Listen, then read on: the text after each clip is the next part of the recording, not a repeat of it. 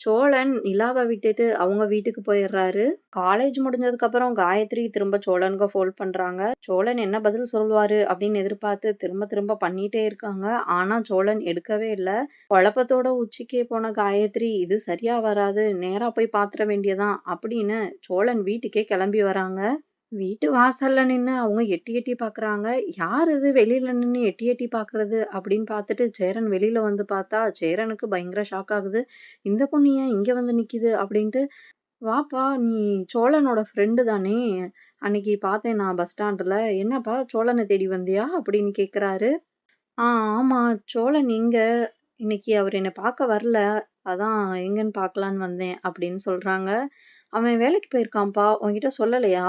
அவன் வர இன்னும் கொஞ்சம் லேட் ஆகும். நீ வேணா கால் பண்ணி பார்க்குறியா?" அப்படின்னு சேரன் கேட்குறாரு.